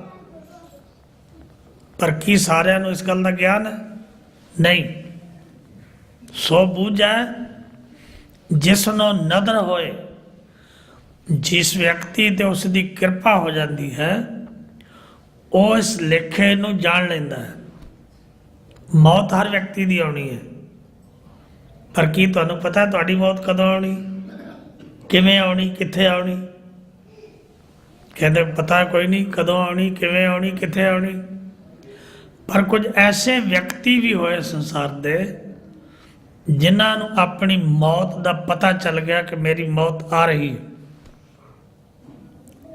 ਸੰਤ ਮਹਾਂਪੁਰਸ਼ ਹੁੰਦੇ ਸੰਤ ਬਾਬਾ ਖੁਦਾ ਸਿੰਘ ਜੀ, ਜਿਨ੍ਹਾਂ ਦਾ ਨਾਮ ਜਸਵੰਤ ਸਿੰਘ ਸੀ। ਆਪ ਮਿਲਟਰੀ 'ਚ ਨੌਕਰੀ ਕਰਦੇ, ਪੁਲਿਸ ਵਿੱਚ ਨੌਕਰੀ ਕਰਦੇ ਸਨ। ਨੌਕਰੀ ਛੱਡ ਕੇ ਬ੍ਰਹਮ ਗਿਆਨੀ ਬਾਬਾ ਵੀਰ ਸਿੰਘ ਜੀ ਨੌਰੰਗਾਬਾਦੀਏ ਉਹਨਾਂ ਦੇ ਪ੍ਰਭਾਵ ਨਾਲ ਉਹਨਾਂ ਦੀ ਸੇਵਾ ਵਿੱਚ ਆ ਗਏ। ਉਹਨਾਂ ਦੀ ਸੰਗਤ ਵਿੱਚ ਰਹੇ, ਸੇਵਾ ਕੀਤੀ, ਸਿਮਰਨ ਕੀਤਾ, ਇੰਨੀ ਬੰਦਗੀ ਕੀਤੀ ਕਿ ਖੁਦਾ ਦਾ ਰੂਪ ਹੋ ਗਏ। ਖੁਦਾ ਸਿੰਘ ਹੀ ਕਹਿਣ ਲੱਗ ਗਏ ਲੋਕ, ਬਾਬਾ ਖੁਦਾ ਸਿੰਘ ਜੀ। ਉਹ ਬਾਬਾ ਖੁਦਾ ਸਿੰਘ ਕੋਲ ਇੱਕ ਦਿਨ ਬਾਬਾ ਖੁਦਾ ਸਿੰਘ ਜੀ ਲਾਹੌਰ ਵਿੱਚ ਕਿਸੇ ਦੇ ਘਰ ਠਹਿਰੇ। ਉਹ ਸੇਠ ਬਿਮਾਰ ਸੀ, ਉਹਦਾ ਅੰਤ ਸਮਾਂ ਆ ਗਿਆ। ਉਹ ਚੀਕਾਂ ਮਾਰਦਾ ਰੋ ਰਿਹਾ ਹੈ। तो बाबा खुदा सिंह जी ने बचन कहने लगे, क्यों चीका मारी जाना, सीधा होके प्राण दे। उस सेठ दे लड़के नू इस गल का गुस्सा लगा ते बाबा जी नू कहने लगा, मेरा बाप मर रहा है ते तुसी उहनू कहदे हो सीधा होके प्राण दे, जदों तुसी मरोगे ना फिर वेखांगे तुसी की करदे हो। बाबा जी सहज भाव आ गए, कहने लगे, गुरमुख प्यारिया, जदों मैं मरांगा ना तेनू जरूर मैं अपने कोल बुलावांगा। ईश्वर की देवनेत हर बंदे ते समा आना। कोई ऐसा व्यक्ति नहीं जिहड़ा इस संसार ते रह सके जां अज तक रह रहा होवे, क्योंकि परमेश्वर का सिद्धांत है, रहन ना पावै सुर नर देवा, ऊठ सिधारे कर मुंजन सेवा। बाबा जी का समा आ गया। बाबा जी ने एक सिंह नूं भेजा, कहने लगे, ओंकार फलाने सेठ दे घरे चलिया जा, ओदे लड़के नूं फलाने नूं बुला के लैके नाल लैके आना ते कल तक हर हालत में पहुँच जाना। कहने लगे, महाराज सतवचन। दूजा दिन आया, वो सेठ दे लड़के नूं लैके स्थान ते पहुँच गया गुरुद्वारा साहब विच। रात नूं सत्संग होया, प्रसादा पानी छकिया, उहदे रहण दा प्रबंध किया गया। अमृत वेले बाबा जी ने उसनूं अपने पास बुला लिया, परिवार का हाल चाल पुछया। कहने लगे, भाई गल सुन, जदों तेरा बाप मरिया सी तो मैं आ शब्द कह सन, तैनू उस गल का गुस्सा लग्या सी, मैं तैनू तां बुलाया कि अज इन्ने वजे मैं शरीर छड्डना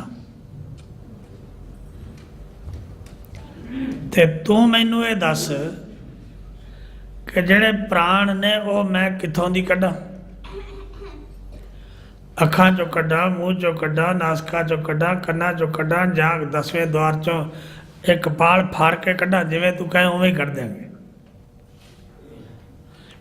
वो चरना ते टह पिया, चीकां निकल गई, रोन लग गया, महाराज मेरे को गलती हो गई, मैं आप जी की ताकत नूं नहीं सा जानता, भुल हो गई मेरे को, मैनू बख्श दो। बाबा जी कहने लगे, नहीं समा हो चलिया, हुण तू मैनू दस। वो रोन लग गया, क्या कुछ नहीं। बाबा जी ने उन्होंने खुद क्या कहने लगे, अच्छा मैं प्राणा 10वें द्वार चों कड्डांगा। एक कपाल फोड़ के प्राण कढ़े। वो भी व्यक्ति ने जिन्हों ने ये जान लिया लेखा नू, सतगुरु पातशाह के बचन ने ना बाणी विच मैं किन्नी बारी तुहानूं पढ़ के सुनाए ने कि कि नानक जो लिखिया सो वरतदा सो बूझा जिसनो नदर होए। ਜਿਹਦੇ ਤੇ ਉਹਦੀ ਦਿਆਲਤਾ ਹੋ ਜਾਂਦੀ ਉਹ ਗੁਰੂ ਦੇ ਲਿਖੇ ਹੋਏ ਨੂੰ ਬੁੱਝ ਲੈਂਦਾ ਕਿ ਆਹ ਕੁਝ ਲਿਖਿਆ ਹੈ। ਨਹੀਂ ਤਾਂ ਦਿਆਲਤਾ ਤੋਂ ਬਿਨਾਂ ਸੰਸਾਰ ਦੇ ਪਿੱਛੇ ਲੱਗ ਕੇ ਧਨ ਪਦਾਰਥਾਂ ਦੇ ਪਿੱਛੇ ਲੱਗ ਕੇ ਇਹ ਜੀਵ, ਗੁਰੂ ਸਾਹਿਬ ਜੀ ਬਚਨ ਕਰਦੇ ਨੇ, ਮਾਇਆ ਥਾਰੀ ਅਤ ਅੰਨਾ ਬੋਲਾ ਸ਼ਬਦ ਨਾ ਸੁਣਈ ਬਹੁ ਰੋਲ ਕਝੋਲਾ। ਗੁਰੂ ਦੇ ਉਪਦੇਸ਼ ਨੂੰ ਸਰਵਣ ਨਹੀਂ ਕਰਦਾ, ਇਹਦੇ ਜੀਵਨ ਵਿੱਚ ਸ਼ੋਰ ਸ਼ਰਾਬਾ ਹੀ ਰਹਿੰਦਾ। ਉਹਦੇ ਤੋਂ ਨਿਕਲ ਕੇ ਆਪਣੇ ਮਨ ਨੂੰ ਇਕਾਗਰ ਕਰਕੇ ਨਾਮ ਨਾਲ ਜੋੜ ਕੇ ਆਪਣੀ ਸੁਰਤ ਨੂੰ ਉੱਚਾ ਕਰਨ ਦਾ ਕਦੇ ਯਤਨ ਨਹੀਂ ਕਰਦਾ। ਸਾਹਿਬ ਸਤਿਗੁਰੂ ਪਾਤਸ਼ਾਹ ਨੇ ਜਿਹੜੇ ਤੀਜੇ ਦਰਸ਼ਨ ਕਹੇ ਉਹ ਸੀ ਸੁਪਨ ਦਰਸ਼ਨ, ਸੁਪਨੇ ਵਿੱਚ ਦਰਸ਼ਨ ਹੋਣੇ। ਮੈਂ ਕਈ ਵਾਰ ਸੋਚਦਾ ਕਿ ਮਨੁੱਖ ਸੁਪਨੇ ਨੂੰ ਬਹੁਤ ਮਹਾਨਤਾ ਦਿੰਦਾ। ਸਾਡੇ ਵਿੱਚੋਂ ਕੋਈ ਵਿਅਕਤੀ ਸੁਪਨੇ ਵਿੱਚ ਹਜ਼ੂਰ ਸਾਹਿਬ ਚਲਿਆ ਜਾਏ, ਹੇਮਕੁੰਟ ਸਾਹਿਬ ਚਲਿਆ ਜਾਏ, ਕਿਸੇ ਹੋਰ ਤੀਰਥ ਤੇ ਚਲਿਆ ਜਾਏ, ਤਾਂ ਦੂਸਰੇ ਦਿਨ ਜਿੰਨੇ ਸੱਜਣ ਮਿੱਤਰ ਹੁੰਦੇ ਨੇ ਇੱਕ ਦੋ ਵਾਢਿਆਂ ਸਾਰਿਆਂ ਨੂੰ ਦੱਸਦਾ ਕਿ ਰਾਤੀ ਬੜੀ ਕਿਰਪਾ ਹੋਈ ਸਤਿਗੁਰੂ ਦੀ, ਹਜ਼ੂਰ ਸਾਹਿਬ ਦੇ ਦਰਸ਼ਨ ਹੋਏ ਸੁਪਨੇ ਵਿੱਚ। ਜੇ ਸੁਪਨੇ ਵਿੱਚ ਕਦੇ ਗੁਰੂ ਦੇ ਦਰਸ਼ਨ ਹੋ ਜਾਣ ਫਿਰ ਤਾਂ ਫੁੱਲਿਆ ਨਹੀਂ ਸਮਾਏਗਾ ਕਿ ਮੈਂ ਸੁਪਨੇ ਵਿੱਚ ਗੁਰੂ ਦੇ ਦਰਸ਼ਨ ਕਰ ਲਏ। ਸਾਹਿਬ ਸਤਿਗੁਰੂ ਪਾਤਸ਼ਾਹ ਨੇ ਵੀ ਬਾਣੀ ਵਿੱਚ ਸੁਪਨੇ ਨੂੰ ਮਹਾਨਤਾ ਦਿੱਤੀ। ਸੁਪਨਾ ਚੰਗਾ ਲੱਗਦਾ ਹੈ ਅਜਿਹੇ ਦਰਸ਼ਨਾਂ ਵਿੱਚ। ਤਾਂ ਮਨੁੱਖ ਇਹ ਗੱਲ ਕਹਿੰਦੇ ਵੀ ਨੇ ਇੱਕ ਦੂਜੇ ਨੂੰ, ਬੜਾ ਚੰਗਾ ਸੁਪਨਾ ਆਇਆ ਰਾਤ। ਸਤਿਗੁਰੂ ਪਾਤਸ਼ਾਹ ਨੇ ਬਚਨ ਕਹੇ, ਸੁਪਨੇ ਆਇਆ ਭੀ ਗਿਆ। ਸੁਪਨੇ ਦੇ ਵਿੱਚ ਦੀਦਾਰ ਹੋਏ ਤੇ ਫਿਰ ਉਹ ਮਿਲਣ ਵਾਲਾ ਪ੍ਰੀਤਮ ਪਿਆਰਾ ਚਲਿਆ ਗਿਆ। ਜਦੋਂ ਉਹ ਵਿਛੜ ਗਿਆ ਸੁਪਨੇ ਵਿੱਚ, ਸੁਪਨੇ ਆਇਆ ਭੀ ਗਿਆ, ਮੈਂ ਜਲ ਭਰਿਆ ਰੋਏ। ਮੇਰੀਆਂ ਅੱਖਾਂ 'ਚ ਆਂਸੂ ਆ ਗਏ, ਮੇਰਾ ਰੋਣ ਨਿਕਲ ਗਿਆ। ਸੁਪਨੇ ਆਇਆ ਭੀ ਗਿਆ, ਮੈਂ ਜਲ ਭਰਿਆ ਰੋਏ। ਆਏ ਨਾ ਸਕਾਂ ਤੁਝ ਪਕਨ ਪਿਆਰੇ, ਭੇਜ ਨਾ ਸਕਾਂ ਕੋਏ। ਐ ਪਿਆਰੇ ਮੈਂ ਤੇਰੇ ਕੋਲ ਆ ਨਹੀਂ ਸਕਦਾ, ਮੈਨੂੰ ਪਤਾ ਨਹੀਂ ਤੂੰ ਕਿਸ ਦੇਸ਼ ਵਿੱਚ ਰਹਿਣਾ ਹੈ। ਜਿੱਥੇ ਮੈਂ ਤੇਰੇ ਕੋਲ ਸੁਨੇਹਾ ਭੇਜਦਿਆਂ ਕਿਸੇ ਕੋਲ ਕਿ ਤੂੰ ਮੈਨੂੰ ਆ ਕੇ ਮਿਲ ਜਾ। ਮੈਂ ਬਸ ਇੱਕ ਅਰਦਾਸ ਜ਼ਰੂਰ ਕਰ ਸਕਦਾ ਹਾਂ, ਤੂੰ ਸੁਪਨੇ ਵਿੱਚ ਆਇਆ, ਬੜੀ ਕਿਰਪਾ ਕੀਤੀ। ਮੈਂ ਫਿਰ ਅਰਦਾਸ ਕਰਾਂਗਾ, ਆਓ ਸੁਭਾਗੀ ਨੀਂਦੜੀਏ, ਮਤ ਸਹੁ ਦੇਖਾਂ ਸੋਏ। ਐ ਭਾਗਾਂ ਵਾਲੀ ਨੀਂਦ ਫਿਰ ਆ, ਮਤਾਂ ਫਿਰ ਮੈਂ ਉਸ ਮਾਲਕ ਨੂੰ ਸੌਂ ਕੇ ਦੇਖ ਲਵਾਂ, ਉਹਦੇ ਫਿਰ ਸੁਪਨੇ ਵਿੱਚ ਮੈਨੂੰ ਦੀਦਾਰ ਹੋ ਜਾਣ। मैं ये अरदास करांगा। तो सतगुरु पातशाह ने बचन कहता है, साहेब की बात जे आखै, कहो नानक क्या दीजै, शीस वड्ढे कर बैसन दीजै, विण सिर सेव करीजै। उस मालिक दी जे कोई गल करे तो उन्होंने की दईए, कहने शीस वड्ढे कर बैसन दीजै, अपना सिर वड्ढ के ਉਹਦੇ ਬੈਠਣ ਦੀ ਜਗ੍ਹਾ ਬਣਾਓ, ਮੂੜੇ ਦੀ ਜਗ੍ਹਾ, ਉਹਨੂੰ ਕਹੋ ਮੇਰੇ ਸਿਰ ਤੇ ਬੈਠ। ਵਿਣ ਸਿਰ ਸੇਵ ਕਰੀਜੈ, ਸਿਰ ਤੋਂ ਬਿਨਾਂ ਉਸ ਦੀ ਸੇਵਾ ਕਰੇ। ਤਾਂ ਇਹਦਾ ਭਾਵ ਇਹ ਹੈ ਕਿ ਆਪਣੇ ਹੰਕਾਰ ਨੂੰ ਗਵਾ ਕੇ ਉਹਨੂੰ ਆਦਰ ਸਤਿਕਾਰ ਦੇਵੇ। ਬਿਨਾਂ ਹੰਕਾਰ ਤੋਂ ਬੈ ਹੋ ਕੇ ਤਨ ਵੇਚੀ ਬੈ ਕਰੀ ਜੇ ਕੋ ਲੈ ਵਿਕਾਏ, ਉਹਦਾ ਹੋ ਕੇ। ਇਹ ਨਹੀਂ ਕਿ ਮੈਂ ਸੇਵਾ ਕਰ ਰਿਹਾ ਹਾਂ, ਉਹਦਾ ਹੋ ਕੇ ਉਹਦੀ ਸੇਵਾ ਕਰੇ। ਵਿਣ ਸਿਰ ਸੇਵ ਕਰੀ ਜਾ, ਜਾਂ ਗੁਰ ਝਿੜਕੇ ਤਾਂ ਮੀਠਾ ਲਾਗੈ, ਜਾਂ ਬਖਸ਼ੇ ਤਾਂ ਗੁਰ ਵਡਿਆਈ। ਔਖਾ ਹੈ ਕਾਰਜ।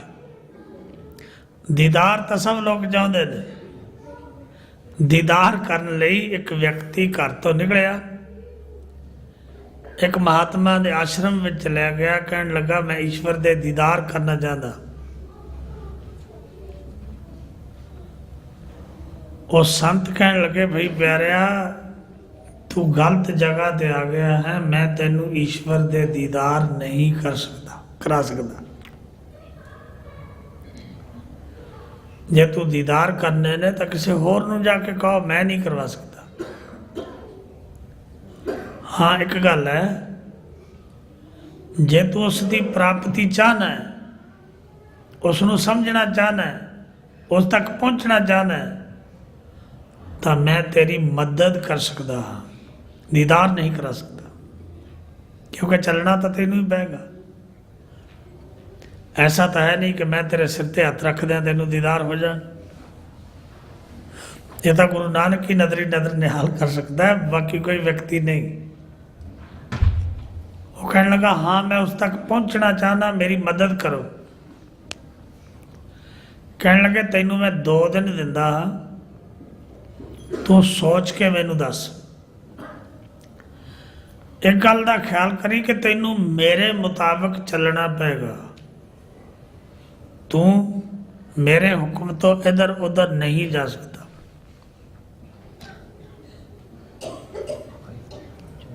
ਕਹਿਣ ਲੱਗਾ ਠੀਕ ਹੈ। 2 ਦਿਨ ਗੁਜ਼ਰ ਗਏ, ਫਿਰ ਉਹ ਸਾਧੂ ਦੇ ਕੋਲ ਆਇਆ, ਕਹਿਣ ਲੱਗੇ ਕੀ ਸੋਚਿਆ? ਕਹਿਣ ਲੱਗਾ ਮੈਂ ਸੋਚਿਆ ਹੈ ਕਿ ਮੈਂ ਤੁਹਾਡੀ ਗੱਲ ਮੰਨਾਂਗਾ, ਤੁਹਾਡੇ ਹੁਕਮ ਵਿੱਚ ਰਵਾਂਗਾ, ਆਪਣੇ ਆਪ ਕੁਝ ਨਹੀਂ ਕਰਦਾ, ਪਰ ਉਸ ਤੱਕ ਪਹੁੰਚਣ ਵਿੱਚ ਮੇਰੀ ਮਦਦ ਕਰੋ। ਉਸ ਮਹਾਤਮਾ ਨੇ ਉਸ ਨੂੰ ਇਹ ਗੱਲ ਕਹੀ ਕਿ ਤੂੰ ਇਹ ਜਿਹੜਾ ਆਸ਼ਰਮ ਜਿਸ ਵਿੱਚ ਤੂੰ ਰਹਿ ਰਿਹਾ ਹੈ, ਇਹਦੇ ਵਿੱਚ 500 ਸਾਧੂ ਰਹਿੰਦੇ ਨੇ। ਤੇਰਾ ਕੰਮ ਹੈ ਕਿ ਚਾਵਲ ਛੱਡਨੇ ਨੇ, ਚਾਵਲ ਛੱਡ ਕੇ ਉਹਨਾਂ ਨੂੰ ਛੱਟ ਸਵਾਰ ਕੇ ਸਾਧੂਆਂ ਦੇ ਖਾਣ ਲਈ ਰੋਜ਼ਾਨਾ ਉਹ ਚਾਵਲ ਲੰਗਰ ਵਿੱਚ ਪਹੁੰਚਾਉਣੇ ਨੇ। ਇਹ ਤੇਰੀ ਡਿਊਟੀ ਹੈ। ਤੇਰਾ ਮਨ ਕਰੇ ਤੂੰ ਸੌਣਾ ਹੈ ਤਾਂ ਸੌ ਸਕਦਾ ਹੈ, ਤੇਰਾ ਮਨ ਕਰੇ ਤੂੰ ਇਸ਼ਨਾਨ ਕਰਨਾ ਹੈ ਤਾਂ ਇਸ਼ਨਾਨ ਕਰ ਸਕਦਾ ਹੈ, ਤੇਰਾ ਮਨ ਕਰੇ ਕੱਪੜੇ ਧੋਣੇ ਨੇ ਤਾਂ ਕੱਪੜੇ ਧੋ ਸਕਦਾ ਹੈ, ਤੇਰਾ ਮਨ ਕਰੇ ਕਿ ਮੈਂ ਭੋਜਨ ਕਰਨਾ ਹੈ ਤਾਂ ਭੋਜਨ ਕਰ ਸਕਦਾ ਹੈ, ਪਰ ਤੂੰ ਕਿਸੇ ਦੂਸਰੇ ਨਾਲ ਗੱਲ ਨਹੀਂ ਕਰ ਸਕਦਾ।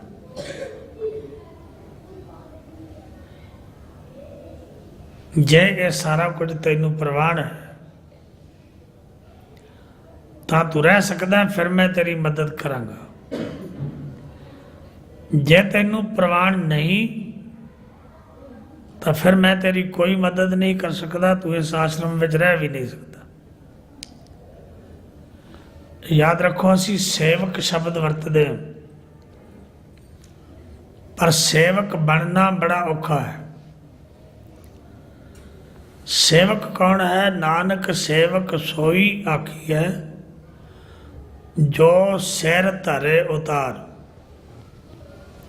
ਸੋ ਸੇਵਕ ਜੋ ਲਾਗਾ ਸੇਵ ਤਿਨ ਹੀ ਪਾਏ ਨਿਰੰਜਨ ਦੇਵ। ਉਹ ਸੇਵਕ ਜੋ ਗੁਰੂ ਦੇ ਕਹਿਣ ਤੇ ਸੇਵਾ ਕਰਨ ਲੱਗ ਪਿਆ ਔਰ ਸੇਵਾ ਕੀਤੀ, ਸੇਵਾ ਕਰਕੇ ਕੀ ਹੁੰਦਾ ਹੈ? ਸਾ ਸੇਵਾ ਕੀਤੀ ਸਫਲ ਹੈ ਜਾਂ ਸਤਿਗੁਰ ਕਾ ਮਨ ਮੰਨੇ। ਜਾਂ ਸਤਿਗੁਰ ਕਾ ਮਨ ਮੰਨਿਆ ਤਾਂ ਪਾਪ ਕਸਮਲ ਪੰਨੇ। ਉਪਦੇਸ਼ ਜੇ ਦਿੱਤਾ ਸਤਿਗੁਰੂ ਸੋ ਸੁਣਿਆ ਸਿੱਖੀ ਕੰਨੇ। ਜਿਨੀ ਸਤਿਗੁਰ ਕਾ ਭਾਣਾ ਮੰਨਿਆ ਤਿਨ ਚੜੀ ਚਵਗਣ ਵੰਨੇ। ਇਹ ਚਾਲ ਨਿਰਾਲੀ ਗੁਰਮੁਖੀ ਗੁਰ ਦੀਖਿਆ ਸੁਣ ਮਨ ਪਿੰਨੇ। ਸੇਵਕ ਬਣਨਾ ਖਰਾ ਔਖਾ ਹੈ, ਪਰ ਉਸ ਵਿਅਕਤੀ ਨੇ ਪ੍ਰਵਾਨ ਕਰ ਲਿਆ। ਚਾਵਲ ਛੜ ਕੇ ਦਿੰਦਿਆਂ 12 ਸਾਲ ਗੁਜ਼ਰ ਗਏ। ਗੁਰੂ ਨੇ ਆ ਕੇ ਨਿਹਾਲ ਪੁੱਛਿਆ ਨਾ ਕਦੇ ਇਹ ਪੁੱਛਿਆ ਤੂੰ ਭੋਜਨ ਕੀਤਾ ਕਿ ਨਹੀਂ ਕੀਤਾ, ਨਾ ਕਦੇ ਇਹ ਕਿਹਾ ਕਿ ਤੂੰ ਸਤ ਸੰਗਤ ਵਿੱਚ ਨਹੀਂ ਆਇਆ, ਤੂੰ ਮੇਰੇ ਬਚਨ ਨਹੀਂ ਸੁਣੇ, ਤੂੰ ਉੱਠ ਕੇ ਸਿਮਰਨ ਨਹੀਂ ਕੀਤਾ, ਤੂੰ ਜਾਗਿਆ ਨਹੀਂ। ਗੁਰੂ ਨੇ ਕੁਝ ਨਹੀਂ ਕਿਹਾ। 12 ਸਾਲ ਗੁਜ਼ਰ ਗਏ। 12 ਸਾਲਾਂ ਵਿੱਚ ਸੇਵਾ ਕਰਦਿਆਂ, ਯਾਦ ਰੱਖੋ, ਜਦੋਂ ਸੇਵਾ ਕਰਤ ਹੋਏ ਨੇਹ ਕਾਮੀ, ਫਿਰ ਕੀ ਹੁੰਦਾ? ਤਿਸ ਕੋ ਹੋਤ ਪ੍ਰਾਪਤ ਸੁਆਮੀ। ਜਦੋਂ ਸੇਵਾ ਕਰਦਿਆਂ ਕਰਦਿਆਂ ਕਰਦਿਆਂ ਕਾਮਨਾ ਤੋਂ ਰਹਿਤ ਹੋ ਜਾਂਦਾ ਹੈ, ਤਾਂ ਗੁਰਬਾਣੀ ਕਹਿੰਦੀ ਫਿਰ ਉਸ ਵਿਅਕਤੀ ਨੂੰ ਮਾਲਕ ਦੀ ਪ੍ਰਾਪਤੀ ਹੋ ਜਾਂਦੀ। ਅਸੀਂ ਸੇਵਾ ਨਹੀਂ ਕਰਦੇ, ਸੇਵਕ ਨਹੀਂ ਅਸੀਂ। ਸਾਡੀ ਸੇਵਾ, ਸਾਡਾ ਦਾਨ, ਸਭ ਕੁਝ ਕੰਡੀਸ਼ਨਲ ਹੁੰਦਾ ਹੈ। ਅਸੀਂ ਰੱਬ ਨੂੰ ਕੰਡੀਸ਼ਨ ਲਾ ਦਿੰਦੇ ਕਿ ਜੇ ਮੈਨੂੰ ਆਹ ਚੀਜ਼ ਮਿਲ ਜਾਏ ਤਾਂ ਮੈਂ 40 ਦਿਨ ਸੇਵਾ ਕਰਾਂਗਾ, ਜੇ ਮੈਨੂੰ ਪੁੱਤਰ ਮਿਲ ਜਾਏ ਮੈਂ ਇੰਨੀ ਦੇਰ ਸੇਵਾ ਕਰਾਂਗਾ, ਜੇ ਧਨ ਮਿਲ ਜਾਏ ਤਾਂ ਮੈਂ ਫਿਰ ਅਖੰਡ ਪਾਠ ਰਖਾਵਾਂਗਾ, ਉਹ ਵੀ ਕੰਡੀਸ਼ਨਲ। ਜੇ ਮੇਰੇ ਘਰ ਵਿੱਚ ਆਹ ਚੀਜ਼ ਆ ਜਾਏ ਤਾਂ ਫਿਰ ਮੈਂ ਸੰਗਤ ਲਈ ਇੱਥੇ ਟੂਟੀਆਂ ਲਵਾ ਦਿਆਂਗਾ, ਮੈਂ ਉਹ ਕਰਾਂਗਾ, ਮੈਂ ਆਹ ਕਰਾਂਗਾ। ਇਸ ਤਰ੍ਹਾਂ ਦੀ ਸੇਵਾ ਉਹ ਕੰਡੀਸ਼ਨਲ ਦਾਨ ਹੈ, ਕੰਡੀਸ਼ਨਲ ਸੇਵਾ ਹੈ। ਕੰਡੀਸ਼ਨਲ ਸੇਵਾ ਕਦੇ ਗੁਰੂ ਨੂੰ ਪ੍ਰਵਾਨ ਨਹੀਂ ਹੈ। ਗੁਰੂ ਤਾਂ ਉਸ ਸੇਵਾ ਨੂੰ ਪ੍ਰਵਾਨ ਕਰਦਾ ਜਿਹਦੇ ਵਿੱਚ ਕੋਈ ਕੰਡੀਸ਼ਨ ਨਹੀਂ। ਸੇਵਕ ਸੇਵਾ ਕਰੀ ਜਾਂਦਾ, ਸੇਵਕ ਮੰਗਦਾ ਕੁਝ ਨਹੀਂ ਕਿ ਮੈਨੂੰ ਆਹ ਚਾਹੀਦਾ। ਫਿਰ ਜਦੋਂ ਸੇਵਕ ਐਸਾ ਹੋ ਜਾਂਦਾ, ਫਿਰ ਜੋ ਗੁਰੂ ਨੂੰ ਚੰਗਾ ਲੱਗਦਾ ਹੈ, ਗੁਰੂ ਉਸ ਨੂੰ ਦਿੰਦਾ ਹੈ ਕਿ ਤੂੰ ਸੇਵਾ ਕਰ ਰਿਹਾ ਹੈ, ਆਹ ਵਸਤੂ ਮੇਰੇ ਘਰ ਵਿੱਚ ਚੰਗੀ ਹੈ, ਮੈਂ ਤੈਨੂੰ ਬਖਸ਼ ਦਿੰਦਾ ਹਾਂ। ਸੇਵਾ ਕਰਨ ਵਾਲਾ, ਸਤਿਗੁਰੂ ਪਾਤਸ਼ਾਹ ਜੀ ਕਹਿੰਦੇ ਨੇ, ਜੇ ਸਾਹਿਬ ਕੇ ਘਰ ਵਤ ਹੋਏ, ਸੋ ਨਫਰੈ ਹੱਥ ਆਵੈ, ਅਣਹੋਂਦੀ ਕਿੱਥੋਂ ਪਾਏ। ਜਿਸ ਦੀ ਸੇਵਾ ਕੀਤੀ ਫਿਰ ਲੇਖਾ ਮੰਗੀਐ, ਸਾ ਸੇਵਾ ਔਖੀ ਹੋਈ। ਨਾਨਕ ਸੇਵਾ ਕਰੋ ਹਰ ਗੁਰ ਸਫਲ ਦਰਸ਼ਨ ਕੀ, ਫਿਰ ਲੇਖਾ ਮੰਗੇ ਨਾ ਕੋਈ। ਜਦੋਂ 12 ਸਾਲ ਗੁਜ਼ਰ ਗਏ, ਉਧਰੋਂ ਗੁਰੂ ਦਾ ਆਖਰੀ ਦਿਨ ਨੇੜੇ ਆ ਗਿਆ। ਗੁਰੂ ਨੇ ਸਾਰੇ ਸ਼ਿਸ਼ ਬੁਲਾਏ। ਗੁਰੂ ਨੇ ਡਿਕਲੇਅਰ ਕਰ ਦਿੱਤਾ ਕਿ ਜਿਹੜਾ ਵਿਅਕਤੀ ਤੁਹਾਡੇ ਸਾਰਿਆਂ ਵਿੱਚੋਂ 4 ਲਾਈਨਾਂ ਵਿੱਚ ਜੀਵਨ ਦਾ ਸਾਰ ਲਿਖ ਕੇ ਮੇਰੇ ਕੋਲ ਪੇਸ਼ ਕਰੇਗਾ, ਅਗਰ ਉਹ ਠੀਕ ਹੋਏਗਾ ਤਾਂ ਮੈਂ ਉਸ ਨੂੰ ਗੱਦੀ ਦੇ ਦੇਵਾਂਗਾ। ਬੜੇ ਬੜੇ ਤੁਰੰਤਰ ਵਿਦਵਾਨ ਉਸ ਆਸ਼ਰਮ ਵਿੱਚ ਰਹਿੰਦੇ, ਬੜੇ ਬੜੇ ਚੰਗੇ ਬੁਲਾਰੇ, ਰੱਬ ਦੀ ਗੱਲ ਕਰਨ ਵਾਲੇ, ਬਹੁਤ ਕੁਝ ਕੁਝੇ ਵਿੱਚ ਸਮੁੰਦਰ ਬੰਦ ਕਰਨ ਵਾਲੇ ਰਹਿੰਦੇ। ਸਭ ਨੇ ਕਲਮਾ ਚੁੱਕ ਲਈਆਂ, ਕਿਉਂਕਿ ਗੱਦੀ ਦੇ ਦਾਅਵੇਦਾਰ ਤਾਂ ਬਹੁਤੇ ਹੁੰਦੇ। ਗੱਦੀ ਮਿਲ ਜਾਏ, ਬਾਕੀ ਕੁਝ ਆਉਂਦਾ ਹੋਵੇ ਨਾ ਆਉਂਦਾ ਹੋਵੇ। ਮੈਂ ਤਾਂ ਕਈ ਵਾਰ ਸੋਚਦਾ ਹਾਂ ਕਿ ਬੰਦੇ ਨੂੰ ਸਾਈਕਲ ਚਲਾਉਣਾ ਨਾ ਆਉਂਦਾ ਹੋਵੇ, ਉਹਨੂੰ ਇਹ ਗੱਲ ਕਹੋ ਕਿ ਆਹ ਸਾਈਕਲ ਖੜਾ ਹੈ, ਫਲਾਣੀ ਚੀਜ਼ ਜਾ ਕੇ ਲੈ ਆ, ਉਹ ਮੰਨ ਜਾਏਗਾ, ਕਹੇਗਾ ਮੈਨੂੰ ਸਾਈਕਲ ਚਲਾਉਣਾ ਨਹੀਂ ਆਉਂਦਾ। ਉਹਨੂੰ ਕਾਰ ਚਲਾਉਣੀ ਨਾ ਆਉਂਦੀ ਹੋਵੇ, ਉਹਨੂੰ ਕਹੋ ਆ ਚੱਕ ਚਾਬੀ ਭਈਆ ਫਲਾਣੇ ਥਾਂ ਤੋਂ ਫਲਾਣੀ ਚੀਜ਼ ਲੈ ਆ, ਕਹੇਗਾ ਮੈਨੂੰ ਕਾਰ ਚਲਾਉਣੀ ਨਹੀਂ ਆਉਂਦੀ। ਕੋਈ ਚੀਜ਼ ਕਰਨੀ ਨਾ ਆਉਂਦੀ ਹੋਵੇ, ਤੁਹਾਨੂੰ ਕਹੋ ਪ੍ਰਸ਼ਾਦੇ ਪਕਾ ਲਓ, ਆਟਾ ਗੁੰਨਣਾ ਨਹੀਂ ਆਉਂਦਾ, ਤਾਂ ਬੰਦਾ ਮੰਨ ਜਾਏਗਾ ਮੈਨੂੰ ਆਟਾ ਗੁੰਨਣਾ ਨਹੀਂ ਆਉਂਦਾ, ਪ੍ਰਸ਼ਾਦੇ ਕਿਵੇਂ ਪਕਣਗੇ। ਸਬਜ਼ੀ ਬਣਾਉਣੀ ਨਹੀਂ ਆਉਂਦੀ, ਮੰਨ ਜਾਏਗਾ ਕਿ ਸਬਜ਼ੀ ਬਣਾਉਣੀ ਨਹੀਂ ਆਉਂਦੀ। ਪਰ ਅਸੀਂ ਇੱਕ ਥਾਂ ਤੇ ਮਾਰ ਖਾ ਗਏ, ਜਿਨ੍ਹਾਂ ਨੂੰ ਧਰਮ ਚਲਾਉਣਾ ਨਹੀਂ ਆਉਂਦਾ, ਉਹ ਧਰਮ ਦੀ ਗੱਡੀ ਨੂੰ ਚਲਾਉਣ ਵਾਲੇ ਹੋ ਗਏ। ਉਹ ਨਹੀਂ ਕਹਿੰਦੇ ਸਾਨੂੰ ਧਰਮ ਚਲਾਉਣਾ ਨਹੀਂ ਆਉਂਦਾ। ਉਸ ਗੱਲ ਨਾਲ ਕਮੀ ਕੀ ਪਈ ਕਿ ਅੱਜ ਤੋਂ ਸੈਂਕੜੇ ਸਾਲ ਪਹਿਲਾਂ ਜਿਹੜੀ ਸਿੱਖੀ ਅਸਾਮ ਤੱਕ ਫੈਲੀ ਹੋਈ ਸੀ, ਜਿਹੜੀ ਸਿੱਖੀ ਬਿਹਾਰ ਤੱਕ ਫੈਲੀ ਹੋਈ ਸੀ, ਜਿਹੜੀ ਸਿੱਖੀ ਕੇਰਲਾ ਤੱਕ ਫੈਲੀ ਹੋਈ ਸੀ, ਉਹ ਸਿੱਖੀ ਸੁਕੜ ਕੇ ਪੰਜਾਬ ਵਿੱਚ ਰਹਿ ਗਈ। ਉਹ ਸਿੱਖੀ ਦਿਨੋਂ ਦਿਨ ਸੁਕੜਦੀ ਜਾ ਰਹੀ। ਅਸੀਂ ਕਦੇ ਸੋਚਿਆ ਨਹੀਂ ਕਿ ਸਿੱਖੀ ਦੀਆਂ ਹੱਦਾਂ ਵਧਾਈਆਂ ਜਾਣ, ਆਮ ਲੋਕਾਂ ਵਿੱਚ ਸਿੱਖੀ ਪ੍ਰਚਲਿਤ ਕੀਤੀ ਜਾਏ, ਲੋਕਾਂ ਨਾਲ ਪਿਆਰ ਕੀਤਾ ਜਾਏ, ਲੋਕਾਂ ਨਾਲ ਸਾਂਝੀਵਾਲਤਾ ਬਣਾਈ ਜਾਏ। ਐਸਾ ਕੁਝ ਅਸੀਂ ਨਹੀਂ ਕੀਤਾ। ਅਸੀਂ ਇੱਕੋ ਗੱਲ, ਧਰਮ ਦੀ ਗੱਡੀ ਚਲਾਉਣੀ ਨਹੀਂ ਆਉਂਦੀ, ਪਰ ਕਿਹਾ ਕਿ ਮੈਂ ਹੀ ਚਲਾਣੀ ਹੈ, ਮੇਰੇ ਤੋਂ ਬਿਨਾਂ ਕੋਈ ਚਲਾ ਨਹੀਂ ਸਕਦਾ। ਯਾਦ ਰੱਖ ਸਿੱਖਾ, ਅਗਰ ਤੂੰ ਇਸ ਗੱਡੀ ਨੂੰ ਚਲਾਉਣ ਵਾਲਾ ਹੁੰਦਾ ਤਾਂ ਚਲਾ ਲੈਂਦਾ। ਤੂੰ ਕਹਿ ਵੀ ਗੁਰੂ ਇਸ ਗੱਡੀ ਨੂੰ ਚਲਾਉਣ ਵਾਲਾ ਹੈ। ਜੋ ਕੁਝ ਗੁਰੂ ਕਹਿੰਦਾ, ਮੈਂ ਹਾਂ ਸਿੱਖ, ਮੇਰਾ ਫਰਜ਼ ਬਣਦਾ ਕਿ ਗੁਰ ਕਹਿਆ ਸਾਕਾਰ ਕਮਾਵੋ। ਜੋ ਮੇਰਾ ਗੁਰੂ ਕਹਿੰਦਾ ਹੈ ਮੈਂ ਉਹ ਕਰਨਾ ਹੈ।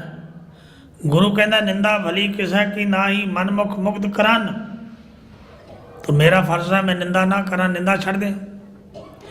जे मेरा गुरु कहता बोली है सच धर्म झूठ ना बोली है तो सिख झूठ छड़ देवे। जे गुरु ये गल कहता है कि चोर की हम मां भरे ना कोए, चोर किया चंगा क्यों होए, तो सिख चोरी कर तो हट जाए। जे गुरु ये गल कहता कि तित जाए बहु सतसंगती जिथे हर का हर नाम बिलोई है, तो सिख सतसंगत विच आवे। जे गुरु ये गल कहता कि ईश्वर के नाम नू जपना है, दिन राती यारा दो प्यारो निमख ना कीजा टीला, तो सिख फिर नाम जपण विच ढिलाई ना वरते। याद रखो, सारी बाणी जिन्नी पढ़दे हो, बाणी इक्को ही गल कहती कि नाम नाल जुड़। बाणी तो भुल जाओगे, कह सकते हो मैनू जपजी साहब नहीं पढ़ना आउंदा, मैनू जाप साहब नहीं आउंदा, मैनू आनंद साहब नहीं आउंदा, पर एक गल तो आउंदी है, वाहिगुरु तो कहना आउंदा ही है। बाणी कहती तू वाहिगुरु वाहिगुरु कह, तू नाम नाल जुड़, ईश्वर नाल जुड़। ना वाहिगुरु भुलो ते ना कदे मुके, भावें कोल बैठा तुहाडे कोल बैठे रहन, जिन्ने जी चाहे तुसीं अपना जपी जाओ अंदर भाई। पर असीं करन लई तैयार नहीं हाँ, क्योंकि ध्यान जोड़ना पैंदा है। ध्यान ना टिके तो ईश्वर की प्राप्ति नहीं है। सतगुरु पातशाह कहते हैं गुर की मूर्त मन में ध्यान, गुर का शब्द मंत्र मन मान। गुरु का शब्द गुरु का उपदेश सानू की है कि सतसाच श्री निवास आदि पुरख सदा तू ही, वाहे गुरु वाहे गुरु वाहे गुरु वाहे जियो। पर असी तो जपदे नहीं। गुरु सानू कहता रहा, असी दर्शना वाल तुरे रहे कि दर्शन करने ने। आओ हुण चौथा दर्शन जिन्हों गुरु ने प्रतख दर्शन किया। प्रतख दर्शन का मतलब है आमने सामने दर्शन होने। गुरु के दर्शन सन्मुख कर दे हो ना, सामने दर्शन कर दे हो।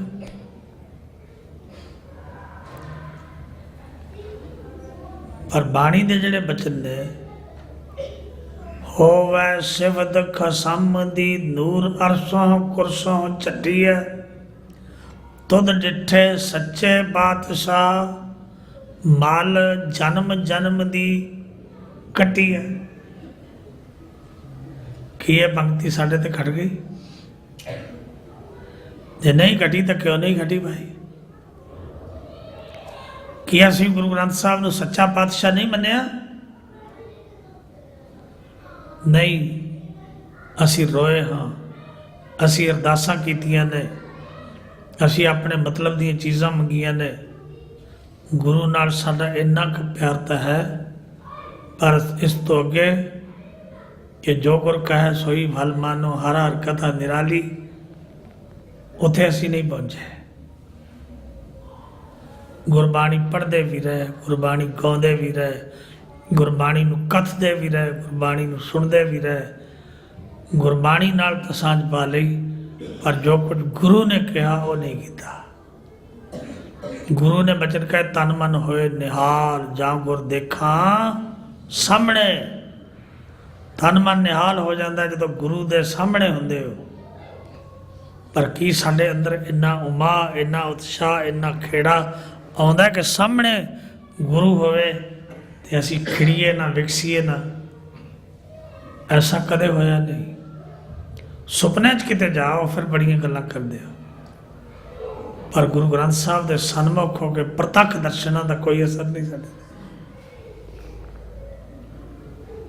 आए। कई मेरे वर्गे आउंदे ने बैठे तो गल्लां ही करते रहंदे ने, होर कुछ नहीं तो गल्लां ही करी जाओ। कोई ऑफिसर आ जाए तुहाडे कोल, इकट्ठे होवो, तुहाडी मीटिंग होवे, जीवन दीयां विचारां होणीआं होण, उत्थे बैठ के गल्लां करदे हो? नहीं करते ना। ਇਹਦਾ मतलब गुरु का भय नहीं है। तुहाडे इतिहास विच ये लिखे बचन ने कि जिन भय बाणी अदब ना धारा, सो जानो सिख नहीं हमारा। जिने बाणी का अदब ना किया, जिने बाणी का भय ना मनिया, सतगुरु कहते मेरा सिख ही नहीं है। असी विचारना है अपने जीवन तो कि असी कित्थे खड़े हाँ, क्योंकि असी तो मंजिल ते पहुँचना है, असी दर्शन दे गाहक हाँ, असी उन्होंने मिलना चाहते हैं कि किवें प्राप्ति होवे। गुरु एक गल कहता है कि दर्शन करने ने, ओदे दर्शन तेनू बाहरों कितों नहीं होने। अपने अंदर जा काहे रे बन खोजन जाई, सर्व निवासी सदा अलेपा, तो ही संग समाई, पुप मध्य ज्यों बास बस्त है, मुकर माहे जैसे शाई, तैसे ही हर बसे निरंतर, कट ही खोजो भाई, बाहर भीतर एको जानो, एक गुर ज्ञान बताई, जन नानक बिन आपा जी ने, मिटे ना भरम की काई। जिन्नी देर तक तू अपने आप नू नहीं पछाण लेंदा, जिन्नी देर तक अपने आप नू जानदा नहीं, उन्नी देर तक जंगलों च चलिया जा, रब नहीं मिलना। बड़े लोग जंगलों च गए जिन्हों ने अखीर नू तत कर दिता। जे फरीद जी गए तो उन्होंने बचन कहे, जंगल जंगल क्या भव है, वण कंडा मोड़े है। 36 साल जंगलों च गुजारे। कहने लगे की इत्थे जंगल विच की लभदे हो, कुछ नहीं मिलेगा। इत्थे संघने बण ने, इत्थे कंडे ने, मोड़े ने, दरख्तां नालों टुटे हुए मोड़े। वसी रब हयाली है, जंगल क्या ढूंढे। जिसनों तू जंगल विच लभदा है, वो तेरे हिरदे विच वसदा है। इस करके गुरबाणी ने बचन कहे, अपने गरीबान में है, सिर नीवा कर देख, अपने अंदर जा, अपने अंदर छाती मार के उसनू वेख, वो तेरे ही अंदर विराजमान है। पर कदों दिसेगा, जदों ये रस छाड़ तो वो रस आवे। जदों संसार दे रसां दा त्याग करेगा, नाम रस नाल जुड़ेगा, फिर तेनू उसका नाम चो रस आएगा, फिर वो रस आवे, यह रस नहीं भावे, फिर तू अपने अंदरों उसके दीदार कर सकेगा। तेनू अपने अंदर जदों नेत्र बंद करेगा, फिर वो तन मन होए निहाल जां गुर देखा सामने, जै तेर देखा तै तेर मौजूद, तू सबनी थाई जिथे हो जाई, सच्चा सिरजनहार जियो। जिथे जिथे तक तेरी सुरत की निगाह जाएगी, उथे उथे ही उस वाहिगुरू नूं तू देख सकेगा। इथे ही समाप्ति है। पावन बाणी दी विचार करदे हुए भुल्लां गुरु के दर दा कूकर जान के, साध संगत अपने दर दा बेखारी जान के माफ़ कर देनिया। बचन उपदेश गुरु का जान के हृदय च वसाउणा, ताकि दास दा अते आप जी सारिਆਂ ਦਾ जो गुरु की हजूरी विच गुजारिया इस समा है, वो लेखे विच पै सके, जिस नाल असी हो जाइए यह लोक सुखीए ਪ੍ਰਲੋਕ ਸੁਹੇਲੇ, ਨਾਨਕ ਹਰਿ ਪ੍ਰਭ ਆਪੇ ਮੇਲੇ। ਵਾਹਿਗੁਰੂ ਜੀ ਕਾ ਖਾਲਸਾ, ਵਾਹਿਗੁਰੂ ਜੀ ਕੀ ਫਤਿਹ।